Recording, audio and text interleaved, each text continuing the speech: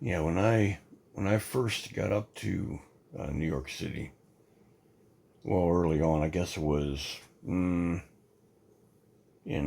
95, 94, 94. I went to work at this. Uh, it was a signage company, the New York Signage Company, New York Sign Company. Well, they had, I'm saying, contracts. They were contracted to uh, for the signage in the World Financial Center.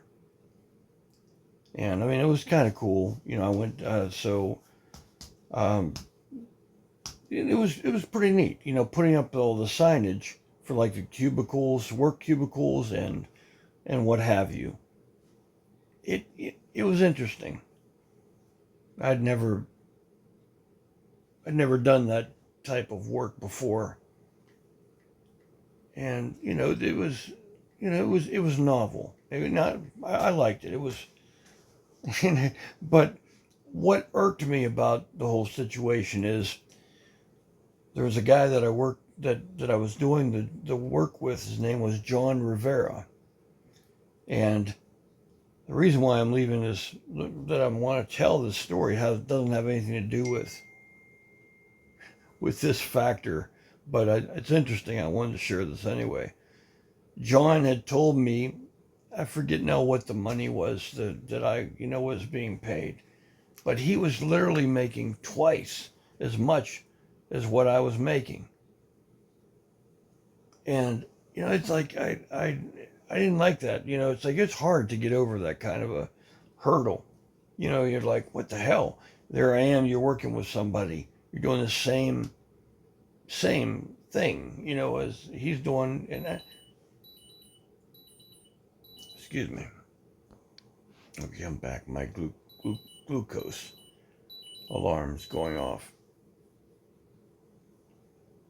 So anyway, I went and I talked to the owners of the sign company, two guys, and I just because I know I agreed to what it was, the money, but I went back to them and I told them, I'm like, this is really uncomfortable. This guy that I'm working with, John's making literally twice as much money as me. No, it really bothered me. So anyway, I managed to get more money from them, but their countenance was really sour. So by me asking, renegotiating, that soured that soured our relationship. So the van, the company van from Midtown, that's where we were. They were, their business was to go down to the World Financial Center. That company van, when we went to get in the van, they brought another guy with them. Maybe they were planning on training him and getting rid of me. I don't know, because that pissed them off that I had renegotiated with them. But they told me to get in the back of the van and that I couldn't be seated in a seat. And there wasn't anything to sit on. And it was like, it was open. The van was open. And there was, what have you, uh, with different things that were hanging on the inside of the van, tools and what have you. And I knew that, I was in for a rough ride going down there. They were going to do that to me. It would have been a bullshit ride trying to, I let's just say this. I had injuries from, when I was in the Air Force by no fault of my own, injuries that led to my having to have two spinal fusions. So I was like, I told them that. I'm like, this is really going to be uncomfortable for me. And they didn't give a shit. They wanted to do that to punish me, for renegotiating. So I told them, I'm like, I'll meet you down there. I'll take the subway or a bus. And they didn't like that. But then I just, I stuck to it. I'm like, no, I'll meet you down there. And after, us going back and forth for a little while, because they were like, no, they were adamant. They wanted me to get in the back of that van. And, all the jostling around, they wanted to put me through that, I guess. But I said, nah, I'll meet you down there. I'll meet you. No, I'll take the subway. So they went ahead and drove off, and I'm standing there, and I'm just like, you know what? Fuck this, man. And I went home. I quit that job. But the thing about John Rivera, he was really cool. He was telling me that he was in the tower, the World Trade Center bombing, and when was that? There in '93. He was in the tower that the explosive, the truck bomb or what have you was in. He was in an elevator on like I'm not sure what floor it was. I think he said like the 72nd floor, stuck in an elevator when that truck bomb went off, and the smoke and everything came up in through the elevator shafts, and paralleled with the shaft that he was in was there was another car, an elevator car. Was that what they're called? I'm not sure, and there was a woman in that elevator alone. A woman in that elevator alone, and she was pregnant, and with what had happened, it had got her so worked up that it induced labor. She was having the baby in the dark, in this elevator by herself, with all the smoke coming up through the shafts. So thick was the smoke.